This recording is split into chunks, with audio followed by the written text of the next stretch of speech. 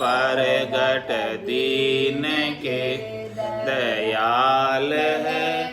राम चरण चित शरण लीनो कियो मोहि निहाल है। मधुर वाणी आपकी है गंगे जैसी धार है। स्वामी रामचरण जी महाराज का सर्वत्र जय जयकार है। बोलो राम सद्गुरु देव जी महाराज ने धन्य हो परम दयाल सद्गुरु सुखराम जी महाराज ने धन्य हो अनंत श्री स्वामी जी श्री रामचरण जी महाराज धन्य हो अनंत श्री स्वामी जी श्री रामचरण जी महाराज के ज्ञान स्वरूप भगवान ने धन्य हो केवली भगवंता ने धन्य हो जीवा तारण जहाज ने धन्य हो मोक्ष के मालिका ने धन्य हो अनंत कोटि संताने राम सभा में राम राम महाराज शरणों सतगुरु दयाल को मुख हृदय हरि नाम निज पथ संगत साधु के आजीवन मुक्त सुख राम अणभे पद पर कास के दायक सतगुरु राम अनंत कोटि जन सहाय की काय करो प्रणाम सतगुरु को एको शब्द मन कोई लेवे मान तो सहज होते हैं संत दास मुश्किल सु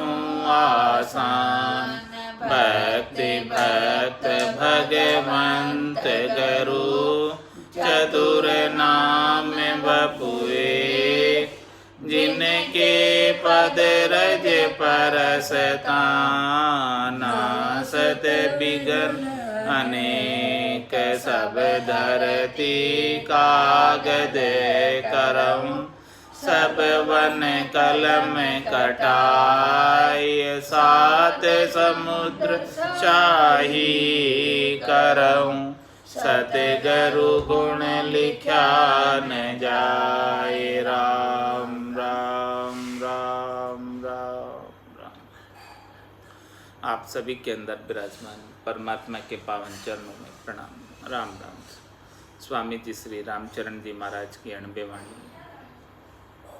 अत कुंडलिया निंदा का अंग लिखित रमती ते राम गुरुदेव जी पुनीति हूँ काल के संत जिनको राम चरण की वंदन भार अनंत धूल उछाले भानु दिश तो पड़े तास के शीश सूरज लग पहुँचे नहीं वो करे कौन सोरीस वो करे कौन सोरीस भावते साफल पावे जगत भगत को नींद आप सिर करम चढ़ावे राम चरण मोटो कलंक टले न बिसवा बीस धूल उछाले भानु दिस तो पड़े तास के शीश।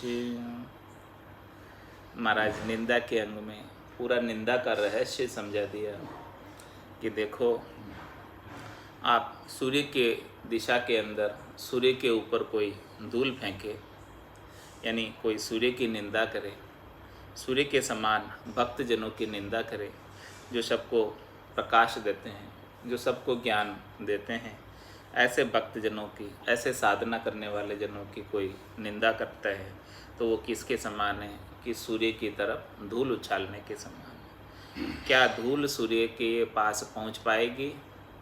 वो धूल जो उछाली गई है वो उसी के सिर पर आकर फिर से गिरेगी। इसी प्रकार से किसी भक्तजन की, साँचे पुरुष की कोई निंदा करता है तो वहाँ तक तो वो पहुँच ही नहीं पाती है, और निंदा करने की वजह से वो निंदनीय कर्म जो है उसके ऊपर वापस आकर कर्म बन जाता है निंदा करने का। तो धूल उछाले भानु दिशे तो पड़े तांस के शीश, उसी के शीश के ऊपर वापस आकर पड़ जाती है। तो निंदा करने का कर्म उसी के शीश पर आकर बनता है, और सूर्य को कोई फर्क पड़ता ही नहीं। कोई कितना ही धूल उछाले सूर्य की तरफ, क्या फ़र्क पड़ेगा सूर्य को। इसी प्रकार से भक्ति करने वाले, साधना करने वाले जन की कोई कितनी ही निंदा करे उससे कुछ फर्क नहीं पड़ता। इसीलिए महाराज हमारे सूरज लग पहुँचे नहीं, वो करे कौन सो रीस। कोई सूर्य की तरफ धूल उछाल रहा है, धूल उसके पास पहुँचे ही नहीं रही है, तो वो किसके ऊपर रीस करेगा? धूल उछालने वाले के ऊपर क्या रीस करेगा? इसी प्रकार से भक्ति करने वाले जन के राम नाम का ऐसा आवरण है कि उनके ऊपर भी वो धूल जो निंदा की उड़ाई गई है वो उनके ऊपर उनको प्रभावित नहीं कर सकती। तो जब उनको निंदा उनको कोई प्रभावित कर ही नहीं रही तो वो किसके ऊपर क्रोध करेंगे, किसके ऊपर रीस करेंगे और क्यों करेंगे? तो महाराज माने साधु जन, भक्तजन निंदा करने पर भी निंदा करने वाले की रीस नहीं करते, उसके ऊपर क्रोध नहीं करते। वो करे कौन सो रीस भावते साफल पावे। महाराज माने देखो, जिसका जिसका जैसा जैसा भाव है उसको उसको उसके अनुसार वो फल प्राप्त हो जाता है।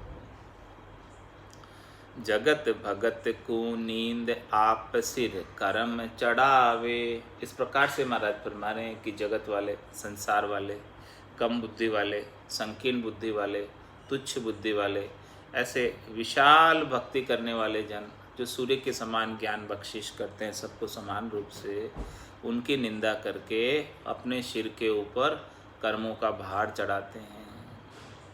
राम चरण मोटो कलंक टले न बिस्वा बीस। महाराज में निंदा करने का और विशेष रूप से भक्तजनों की निंदा करने का जो कलंक है वो बहुत मोटा है, उसका दुख वापस भोगना पड़ता है, उसका कष्ट तकलीफ वापस से भोगनी पड़ती है। वो कभी जो है समाप्त नहीं होता, उतरता नहीं वो भार सिर के ऊपर से। इसीलिए कभी भक्तों की निंदा नहीं करनी चाहिए, किसी की निंदा नहीं करनी चाहिए। क्यों किसी की निंदा करें? धूल उछाले भानु दिशे तो पड़े तांस के शीश। इस प्रकार से महाराज ने निंदा के अंग के अंदर समझाया कि किसी की निंदा नहीं करनी चाहिए, और जिसकी निंदा करते हैं उस जो निंदा करता है उसके ऊपर कर्म आकर निंदा का बंध जाता है और उसे फिर उन कर्मों का फल भोगना पड़ता है, नरकों की यातनाएं भोगनी पड़ती है ऐसी निंदा करने की वजह से। अब महाराज इस निंदा का अंग को संपूर्ण करके अब कुंडलिया में सांच का अंग लिखे बंद। रमती ते राम गुरुदेव जी, पुनित हूँ काल के संत, जिनको राम चरण की वंदन भार अनंत। साचे राम को नाम है दूजा असत निकाम, अंत काल सब लोग मिल समलावे इक राम। समलावे इक राम और कोई नहीं बतावे, पाठ नेम आचार सेव सिनान बिलावे। भीड़ पड़या भीड़ी रहे सो सज्जन सो श्याम, साच राम को नाम है दूजा असत निकाम। महाराज फरमाने कि सच्चा तो एक केवल राम जी का नाम है, और इसके अलावा दूसरी जितनी भी करनी है, दूसरी जितनी भी क्रियाएं हैं, वो सब असत है, जिनसे माया प्राप्त होती है, त्रिलोकी में फल प्राप्त होते हैं और वो क्षणिक सुख मिलते हैं और वो भी खुट जाते हैं। तो एक सांच तो राम जी का नाम है, सांच का अंग है। महाराज सांच क्या है, झूठ क्या है, उसकी परीक्षा करा रहे हैं, उसकी परख बता रहे हैं कि देखो परख समझो। भगवान शंकर भी ऐसे ही कह रहे हैं, उमा कहत में अनुभव अपना, सत हरि भजन जगत सब सपना। उमा कहत ते लोग अभागे, तज हरि भजन विषय अनुरागे। तो साचे राम को नाम है, दूजा असत निकाम। मतलब एक राम जी के नाम से ही काम रखो, दूसरी जितने भी राम जी के नाम के अलावा चीज़ें हैं, करनी है, क्रियाएं हैं, वो सब असत है, झूठी है। झूठी असत क्यों बताया? क्योंकि उनसे मोक्ष प्राप्त नहीं होता, उनसे परम पद नहीं मिलता, उनसे आनंद पद नहीं मिलता। इसीलिए महाराज फरमाने कि दूसरी सारी चीज़ें निकाम है। निकाम किसे कहते हैं? मतलब कोई काम की नहीं, आपके लाभ की नहीं है, बेकार है। तो साचे नाम राम को नाम है, दूजा असत निकाम। वही बात महाराज करें, पाप पुण्य दुनिया सुन्यारा, भरम करम दुनिया सुन्यारा। जहाँ सु रहो लिवलाई, कै सुख राम राम बिन जग में सभी कर्मों। एक राम जी के नाम के बिना अन्य जितनी भी करने क्रियाएं हैं वो सब कर्मों को बांधने वाली, और एक राम जी का नाम सब कर्मों को काटने वाला, इतना अंतर है। एक सांच है, बाकी सब झूठ है। तो सांचे राम को नाम है, दूजा असत निकाम। अंत काल सब लोग मिल, संभलावे एक राम।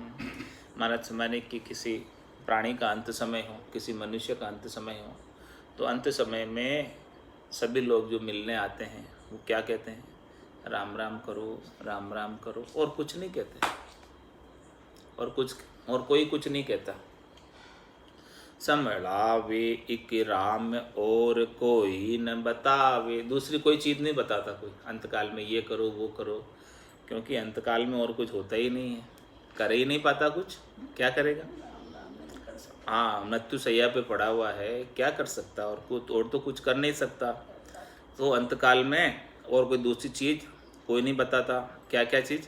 पाठ नेम आचार सेव स्नान बिलावे, वो सब चीज़ें छूट जाती है अंतकाल में। न तो वो पाठ कर पाता अंतकाल में, मृत्यु सैया पे पड़ा हुआ, न जो है वो कोई नेम धेम कर पाता है, न कोई आचार विचार कर पाता है, न कोई जो है सेवा पूजा अर्चना कर पाता है, न कोई जो है स्नान ध्यान कर पाता है, कुछ भी नहीं कर पाता, सब चीज़ें छूट जाती है। लेकिन जिसने भक्ति की है तो राम जी का नाम अंतकाल में नहीं छूटता। अंतकाल में सभी कहते हैं कि भाई राम राम करो बस आप, और कुछ मत करो, यही बात सब कहते हैं। तो महाराज भाई जो अंतकाल में करना है वो पहले से अभी से कर लो, तब जाके अंत में आएगा, नहीं तो अंत में कुछ आएगा नहीं। जन्म जन्म मुनि जतन कराई, अंत राम कहूँ आवत नाही। राम जी का नाम अंत में कैसे आएगा? जब तक जिंदगी भर राम जी का नाम नहीं लिया तो अंत में नहीं आएगा। तो महाराज में अंत काल के लेण राम नाम सब कहते हैं। अंत काल के अंदर आपको राम नाम आ जाए आपके मुखारविंद से, इसीलिए अभी से राम राम करेंगे तब अंतकाल में आएगा, अभी से नहीं करोगे तो अंतकाल में कैसे आएगा? अंत काल सब लोग मिले, संभलावे के राम। मतलब अंतकाल में सब संभलाते हैं, तो अभी से ही संभाल ले तुम, क्योंकि अंतकाल का तो कोई भरोसा नहीं, कभी हो जाए। किसो भरोसो श्वास को, ग्रास रहे मुकमाय, होठ सु होठ समेट सके नहीं, जीव कुछ कर जाए। क्या भरोसा है इस श्वास का? इसीलिए अंतकाल कभी आ जाए तो लोग आके संभलावे कि भाई राम राम करो, राम राम करो, इससे पहले ही कर लो, अभी से ही कर लो। अंत काल सब लोग मिले, संभलावे के राम, संभलावे के राम और कोई न बतावे। पाठ नेम आचार सेव स्नान बिलावे। भीड़ पड़या भीड़ी रहे, सो सज्जन सो श्याम। महाराज में जो मुश्किल के समय में काम आता है वही परमात्मा है, वही राम जी। तो अंत काल के समान मुश्किल का समय और कोई नहीं है। उस समय कौन काम आ रहा है वो देखो। अंत काल में दूसरा और कोई काम आ रहा है क्या? काल कंठ जब आए पड़ेगो, रैसी सकल पसारो रे। घर का पर का उबा देखे, नहीं किसी को सहारो रे। हारो रे कोई हारो रे, संसार कर्म सो। तो अंतकाल में कौन आएगा आपकी रक्षा करने बचाने? कोई नहीं आता। केवल एक राम जी का नाम यदि लिया है तो अंतकाल के अंदर जम के दूत नहीं आएंगे और परमात्मा के पार्षद आकर अमर विमान में बिठाकर अमर लोक लेकर जाएंगे। तो भीड़ पड़या भीड़ी रहे, सो सज्जन सो श्याम। साची राम को नाम है, दूजा असत निकाम। नाम नाम सब ही कहे, जानते नाही बेव। अंगूरी के विषवाग्ने, पूरब दिश को सेव। पूरब दिश को सेव और भी आन मनावे। सकल व्यापी राम तास की खबर न पावे। राम चरण जग क्या करे, मिल्या न सतगुरु देव। नाम नाम सब ही कहे, जानते नाही भेव। महाराज समय कि राम जी का नाम तो सब लेते हैं, कौन नहीं ले रहे, लेकिन उसमें रहस्य है, भेद है। उस भेद की जानकारी बिना सद्गुरु के प्राप्त नहीं होती।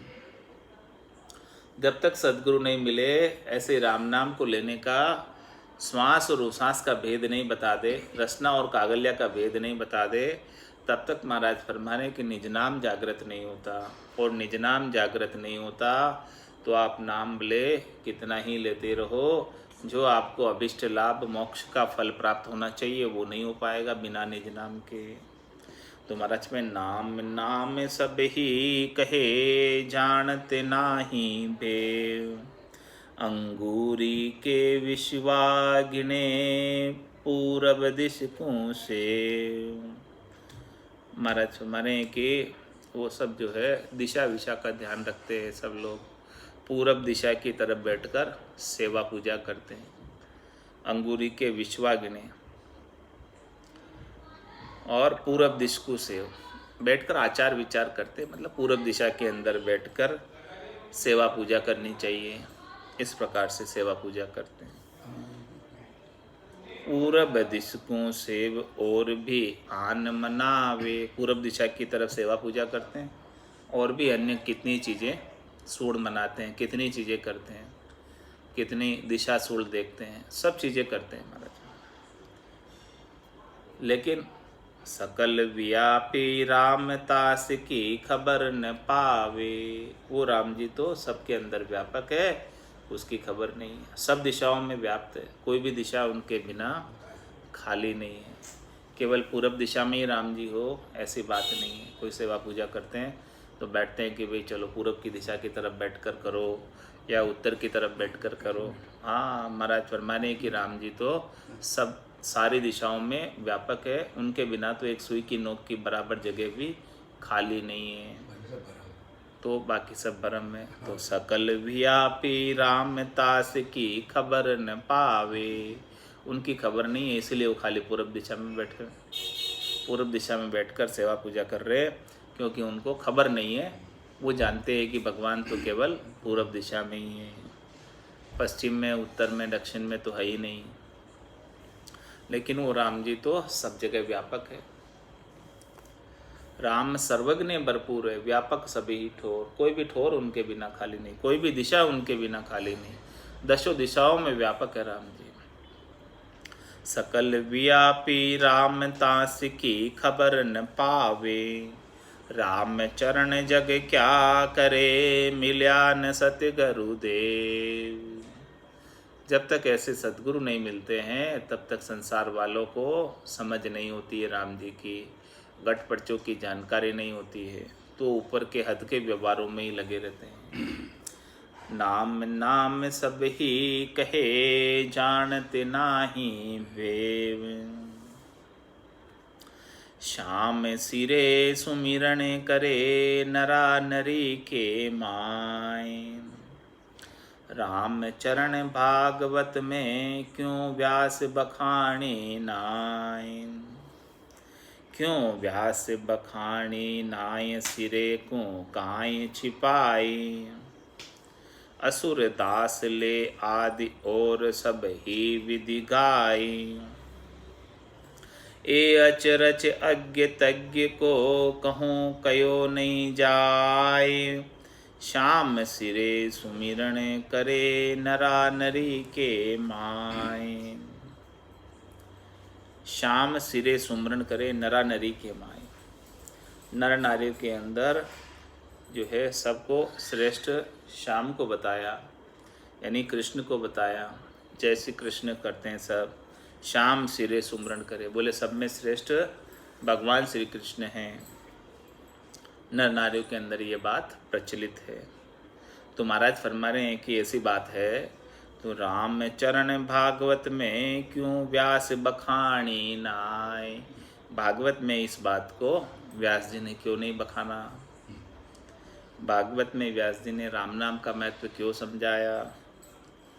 11वें अध्याय के अंदर क्यों व्यास बखानी नाय सिरे को कहाँ छिपाई। जब इतने श्याम सिरे कृष्ण सिरे है तो ऐसी बात को क्यों छिपाई उन्होंने, ऐसी बात उजागर क्यों नहीं की भागवत में। भागवत में भक्ति का नवजोगेश्वर संवाद 11 अध्याय के अंदर, तो वहाँ सारी बात राम जी के नाम की बता रखी है। असुर दास ले आदि और सब ही विधि गाई, उसमें सब विधि बताई हुई है भागवत में। ए अचरच अज्ञ तज्ञ को कहूँ कयो नहीं जाय। ये आश्चर्य की बात है कि ऐसा जब सबसे शिरे है तो ऐसी बात भागवत में भी बतानी चाहिए, क्यों नहीं बताई। श्याम सिरे सुमिरन करे नरा नरी के माय। कौसल्या दशरथ गए गए नंद वसुदेव, गई जशोमती देव की सिया राम कृष्ण राघेव। सिया राम कृष्ण राघेव सेव अब कांकी करिए, रमता राम अखंड नामता का उर धरिए।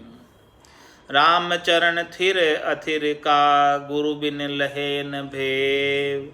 कौशल्या दशरथ गए गए नंद वसुदेव। महाराज फरमाने की 24 अवतार जो धरकर आए थे इस सृष्टि के ऊपर, धराधाम पर निमित्त अवतार के रूप में अवतरित हुए थे, वो अपना अपना निमित्त पूरा करके अपना अपना कार्य सार कर चले गए। तो सब चले गए, जो आए सो सब चले गए। तो कौशल्या दशरथ गए गए नंद वसुदेव। राम जी की माता कौशल्या भी चली गई, राम जी के पिता दशरथ भी चले गए, और भगवान कृष्ण के पिता वसुदेव भी चले गए, और उनको रखने वाले नंद बाबा भी चले गए, वो भी नहीं रहे। और गई जशोमती देव की सिया राम कृष्ण राघेव। आज में माता जशोमती भी चली गई, देवकी भी चली गई, और सिया राम और कृष्ण सब चले गए, कोई नहीं रहे। कौन रहे बताओ, सब चले गए। सिया राम कृष्ण राघेव सेव अब कांकी करिए। कोई है तो नहीं, सब चले गए अपने धाम में। जिस निमित्त को लेकर आए थे उस निमित्त को पूरा करके और अपने धाम में वापस पधार गए। तो अब किसकी सेवा करें। लेकिन महाराज में रमता राम अखंड नाम ताका उर धरिए। वो रमतीत राम अजन्मा अजोनी निरंजन निराकार, वो अखंडित है, वो सत है, वो साच है। ऐसे राम जी का नाम हृदय में धारण करो। जिसने कभी इस संसार में किसी पिता के, किसी माता के गर्भ से जन्म नहीं लिया। ऐसे राम जी के नाम का सुमरण करो, जिनके कोई माता है न जिनके कोई पिता है। रमता राम अखंड नाम ताका उर धरिए। ऐसे रमतीत राम का नाम हृदय में धारण करो। राम चरण थिर अथिर का गुरु बिन लहे न भेव। ऐसा भेद कौन देवे कि कौन तो थिर है कौन अस्थिर है। आप अस्थिर का भजन करोगे, अस्थिर का सुमरण करोगे तो मोक्ष नहीं होने वाला। जो स्थिर है, जो है आज भी, कल भी था, आज भी है और कल भी रहेगा, जो देश कैसा भी हो, काल कैसा भी हो, परिस्थिति कैसी भी हो, वो हमेशा बना रहता है। ये सृष्टि कितनी बार रचना में आ गई और कितनी बार महाप्रलय में चली गई, लेकिन वो सत्य राम जी वैसे के वैसे हैं। तो राम चरण थिर अथिर का गुरु बिन लहे न भेव। बिना सद्गुरु के कौन स्थिर है कौन अस्थिर है, इसका भेद कौन देवे, कौन बतावे। तो जब तक ऐसा भेद नहीं मिले तो जो स्थिर है उसकी तो आप आराधना नहीं करोगे, और जो अस्थिर है, चले जाने वाले हैं या चले ही गए हैं, उनकी आराधना में लग जाओगे। तो चले गए, अब उनकी आराधना से क्या लाभ प्राप्त होगा ये बताओ मुझे। कौशल्या दशरथ गए गए नंद वसुदेव। निस्प्रेही निर्बेरता निराधार निरकार। सकल सृष्टि में रमी रयो सबको सिरजनहार। सबको सिरजनहार राम सो ताई भणीजे। दृष्टि मुष्टि आकार रूप माया गिणीजे। राम चरण व्यापक व्योम जूता को सुमिरन सार। निस्प्रेही निर्बेरता निराधार निरकार। वो राम जी का स्वरूप बता रहे हैं, राम जी के अंग लक्षण बता रहे हैं, राम जी का आकार बता रहे हैं कि देखो राम जी कैसे हैं। निष्प्रेयी है और निर्बेरता है और निराधार है, निराकार है। उनका अपना कोई आकार नहीं है। जितने भी आकार अपने को देखने में आते हैं उन सब आकारों के अंदर मूल चेतनता उन्हीं राम जी की है, लेकिन उन राम जी का अपना कोई विशेष आकार नहीं है। और वो निराधार है, वो निराधार है लेकिन वो सबके आधार हैं, वो सबके आदि स्रोत हैं, वो सबके आदि मूल हैं। और निर्बेरता, ऐसे राम जी को किसी से कोई बेर नहीं है। ऐसे राम जी अकारण करुणा वरुणालय है, बिना ही कारण सबके ऊपर कृपा करने वाले हैं, सबका प्रतिपाल करने वाले हैं, सबको आनंद प्रदान करने वाले हैं। और निष्प्रेयी है, किसी के साथ लिपायमान नहीं होते हैं, किसी में लिप्त नहीं होते हैं, सबके अंदर व्यापक होते हुए भी सबसे अलग हैं। तो निष्प्रेही निर्बेरता निराधार निरकार। सकल सृष्टि में रमी रयो सबको सिरजनहार।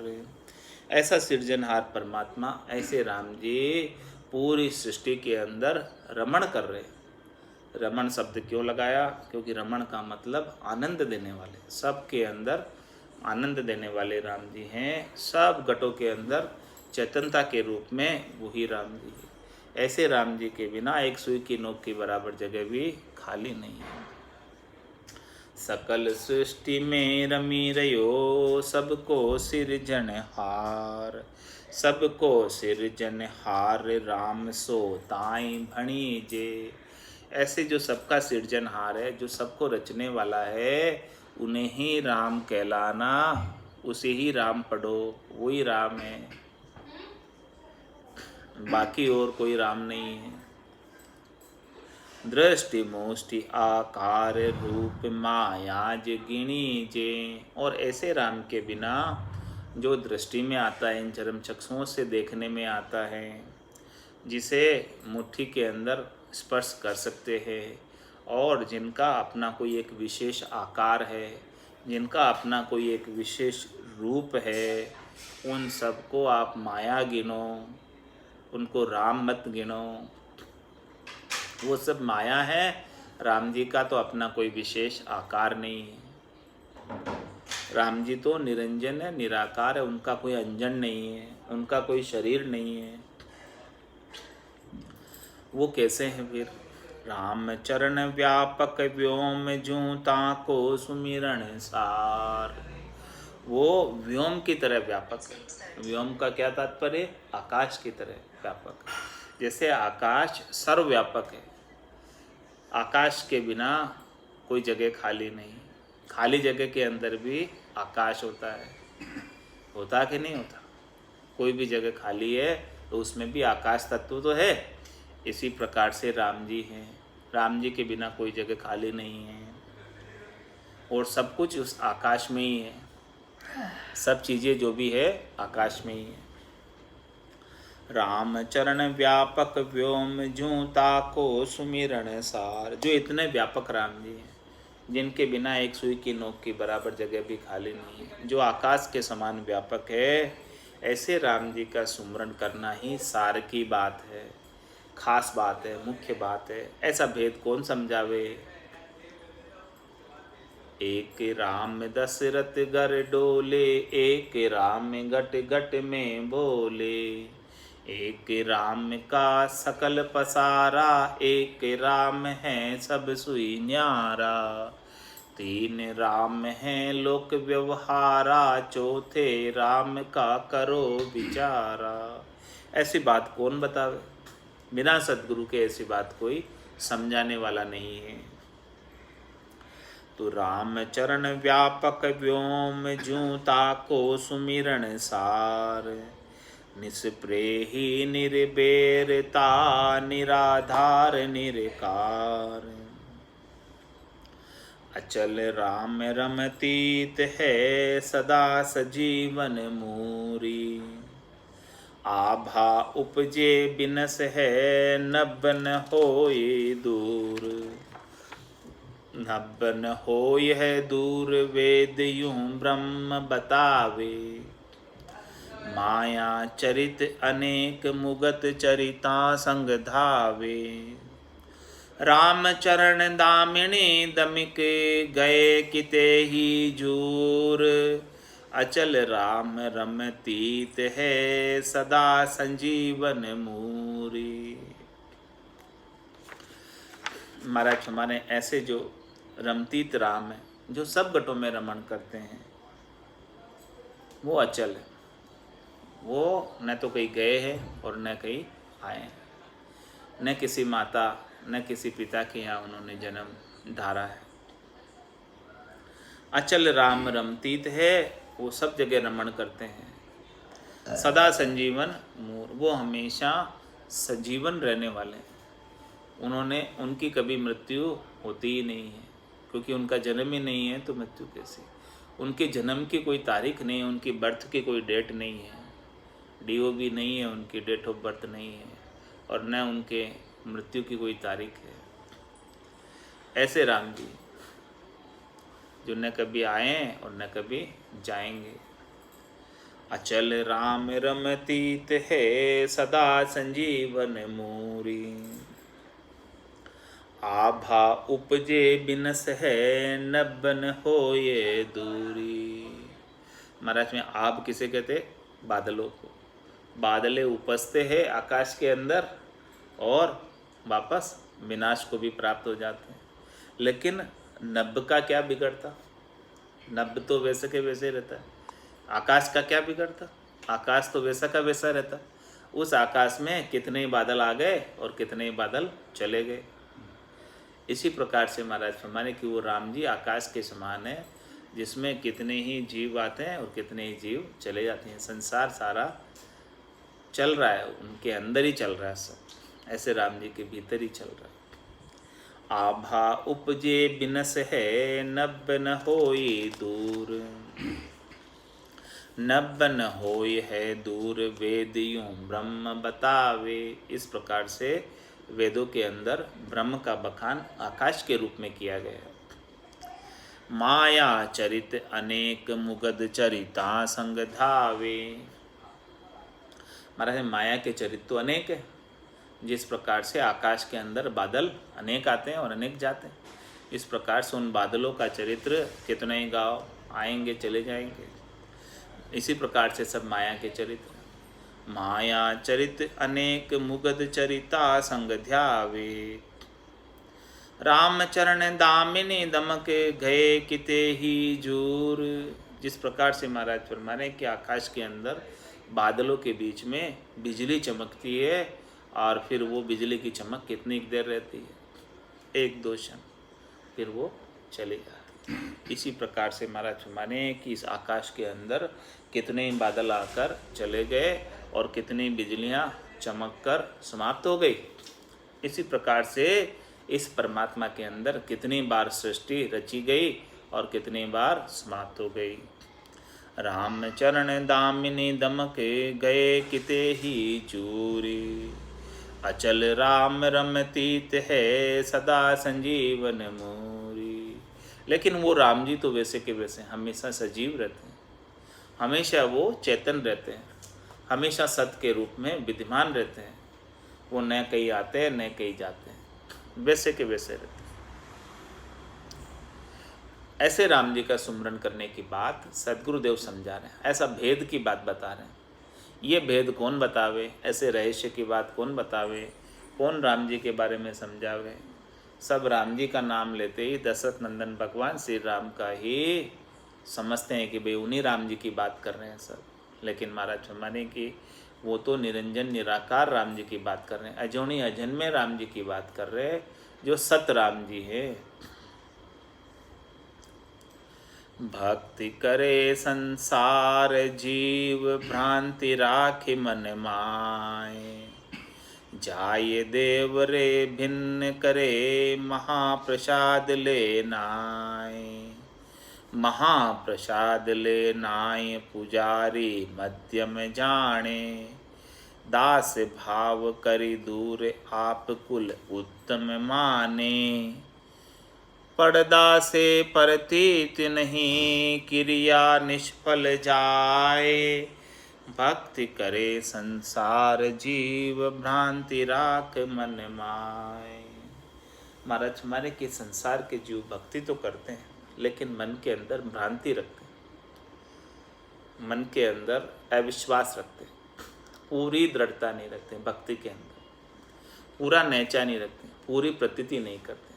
तो महाराज फरमाने कि भक्ति का फल जब भी प्राप्त होता है जब वो भक्ति पूरी श्रद्धा के साथ की जाती है, विश्वास के साथ की जाती है, आस्था के साथ की जाती है, नैचे के साथ की जाती है, प्रतीति के साथ, दृढ़ता के साथ, मजबूती के साथ आप भक्ति करो तो उसका फल निश्चित रूप से प्राप्त हो जाता है। खंबे तो आज भी बहुत है लेकिन प्रहलाद जैसी दृढ़ता, मजबूती, विश्वास नहीं है। तो भक्ति करे संसार जीव भ्रांति राखि मन माय। इस प्रकार मन में अविश्वास, भ्रांति रखकर भक्ति करते तो उनकी भक्ति सफल नहीं हो पाती, भक्ति की चरम अवस्था तक नहीं पहुंच पाते हैं विश्वास के बिना। तो दृष्टांत देकर समझा रहे महाराज उस बात को। जाय देव रे भिन्न करे महाप्रसाद ले नाय। महाराज माने कि देवरे जाते हैं, मंदिर में जाते हैं और वहाँ जाकर दर्शन तो कर लेते हैं भगवान के मूर्ति के, लेकिन वहाँ का महाप्रसाद नहीं लेते। महाप्रसाद नहीं, भोजन प्रसाद जो वहाँ बढ़ता है वो नहीं लेते। क्यों नहीं लेते? उसका क्या कारण? महाप्रसाद ले नाई पुजारी मध्यम जाने। वहाँ पुजारी को मध्यम जानते हैं कि भाई ये उच्च वर्ण का नहीं है, उच्च जाति का नहीं है, ये नीची जाति का पुजारी है, तो इनके यहाँ हम इनका प्रसाद हम नहीं पा सकते, इनका भोजन हम नहीं कर सकते। तो दास भाव करी दूर आप कुल उत्तम माने। अपने आप को श्रेष्ठ मानते हैं, अपने आप को उत्तम मानते हैं। तो वहाँ देवरे में गए, मंदिर में गए और वहाँ दास भाव तो नहीं है उनका, क्योंकि अपने आप को श्रेष्ठ मान रहे हैं और वहाँ सेवा पूजा करने वाले पुजारी को निम्न वर्ण का मान रहे, निम्न जाति का मान रहे। तो दास भाव कहाँ रहा? ऐसा पर्दा हो गया बीच में, अविश्वास हो गया वहाँ पर। तो पर्दा से प्रतीत नहीं क्रिया निष्फल जाए, ऐसा पर्दा रखने से, प्रतीत नहीं रखने से, विश्वास नहीं करने से, वहाँ का भोजन महाप्रसाद नहीं प्राप्त करने से, तो वहाँ जो दर्शन करने की क्रिया है वहाँ गए उसका भी फल प्राप्त नहीं होता, क्योंकि वहाँ जाने पर आपकी श्रद्धा बढ़ी नहीं और श्रद्धा घट रही है। तो क्रिया निष्फल जाए, भक्ति करे संसार जीव, भ्रांति राखे मन माय। ये महाराज ने दृष्टांत देकर समझाया कि ऐसी भ्रांति नहीं होनी चाहिए। आप राम नाम का सुमरन कर रहे हो तो राम नाम के ऊपर पूरी श्रद्धा, आस्था, विश्वास, निश्चय, प्रतीति, दृढ़ता रखो। केश बराबर अंतर भी नहीं रखना है। केश बराबर आत रोजे हंस राखे कोई, तो या कृपा ना बने ऐसी कुदरत होई। केश बराबर ने थोड़ा सा भी अविश्वास कर लिया राम नाम के ऊपर, सदगुरु के ऊपर, सदगुरु के ज्ञान के ऊपर, तो महाराज फरमाने हैं संत सदगुरु की कृपा नहीं बनती। संत सदगुरु की कृपा नहीं बनती तो राम जी का पद प्राप्त नहीं होता। तो महाराज से भ्रांति मत रखो, पूरा विश्वास करके आप तो लग जाओ।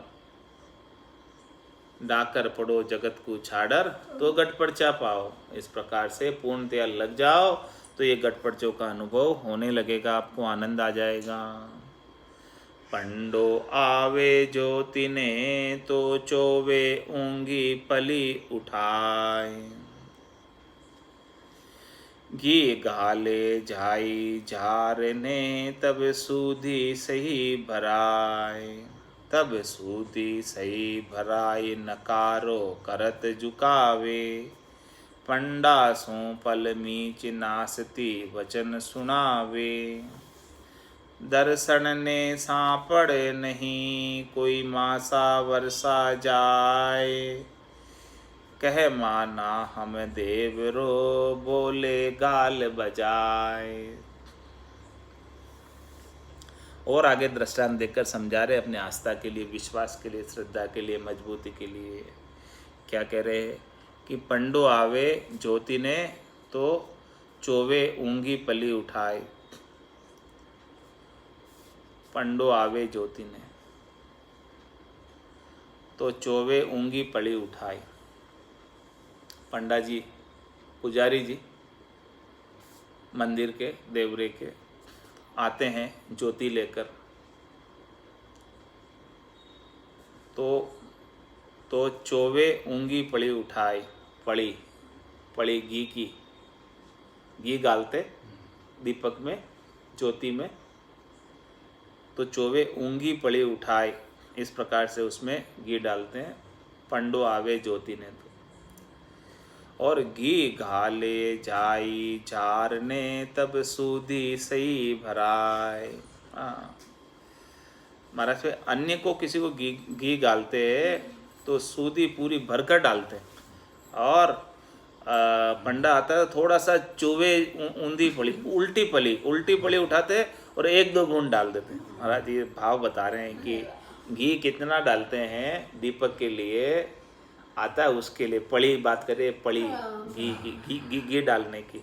तो पंडा आता है जब दीपक के लिए घी लेने, मामूली सा 1-2 बूंद डालते हैं। पंडो आवे ज्योति ने तो चोवे ऊंधी पड़ी उठाए। हाँ, तो ऊंधी पड़ी उठाते, सीधी नहीं, बस वो ऊंधी पड़ी जो पड़ी पे चिपका हुआ है वो 1-2 बूंद उसमें डल जाएगा वह दीपक में। वाह, हो गया काम, जाओ पंडा जी जाओ। हाँ, और घी घाले जाई जार ने तब सूंदी सही भराए। और अन्य को घी डालते हैं, किसी को, हाँ, जाई को, जाई जार ने, हाँ, अपने कोई जाए हो यानी रिश्तेदार और मिलने जुलने वाले संबंधी, हाँ, उनको खिचड़ी में पूरा सगा, हाँ, वही बात महाराज पर रहे हैं, सगा पुरुष से खीर साध को राप पिलाए। वही बात बता रहे कि पंडा आया मंदिर से, ज्योति में घी डालना है तो वह टच करके थोड़ा सा 1-2 बूंद डाल देंगे। और कोई सगा संबंधी आवे तो घी घाले जाई जारने तब सूधी सही भराई, पूरी फुल भर के घी डालते, पूरा परोसते हैं घी, खिचड़ी के अंदर खूब घी डाल डाल के परोसते हैं। हाँ, तब सूदी सही भराए नकारो करत झुकावे, कोई न कि अरे अरे बहुत बहुत बहुत, अरे मेरे नहीं खाना, घी नहीं खाना, तो भी वो पूरी झुका के डाल देते हैं। और पंडा सूपल मीच नासती वचन सुनावे, और पंडों को तो थोड़ी सी देंगे और ऐसे वचन कहते हैं कि पधारो पधारो पंडा जी, अब हो गया काम, हो गया, जाओ पधारो। तो महाराज में दर्शन ने सांपड़ नहीं कोई मासा वर्षा जाए। तो महाराज माने इस प्रकार से कोई जो है भाव रखते हैं भगवान के प्रति, तो कुल कितने मासों तक वर्षों तक भले वो दर्शन करते रहे, उनको कोई लाभ नहीं मिलने वाला, ऐसा भाव है भीतर में। तो कह माना हम देवरो बोले गाल बजाए, कह भी हम देवरो को मानते, गाल बजाकर बोलते कहते हैं, लेकिन आप मानते हो, वो तो पता चल गया कि एक बूंद से एक बूंद डालते हो कि क्या मानते हो आप, क्या मानते हो। इसी प्रकार से भक्ति में समर्पण चाहिए, पूरा पूरा भाव चाहिए, प्रेम चाहिए, तो उसके व्यवहार से पता चल जाता है कि उसका प्रेम है कि नहीं है उसके अंदर। तो वो बात बता रही कि जब तक पूर्णतया प्रेम के साथ भक्ति में नहीं लगोगे तब तक उस भक्ति का लाभ प्राप्त होने वाला नहीं है। इस प्रकार से महाराज दृष्टांत देकर समझा रहे हैं, और आगे भी कई दृष्टांत है सांच के अंग में। आज का समय तो अभी यहीं पूर्ण हुआ, वाणी को विराम देते हैं, बाकी की ज्ञान चर्चा सांच के अंग की ओर कल करेंगे। बोलो राम सद्गुरु देव जी महाराज ने दिन्य हो परम दयाल सद्गुरु सुखराम जी महाराज ने दिन्य हो श्री रामचरण जी महाराज ने दिन्य हो अनंत श्री स्वामी जी श्री रामचरण जी महाराज के ज्ञान स्वरूप भगवान केवली भगवंता ने दिन्य हो जीवा तारण जहाज ने दिन्य हो मोक्ष के मालिका ने दिन्य हो अनंत कोटि संता ने दिन्य हो। राम सभा में राम राम महाराज।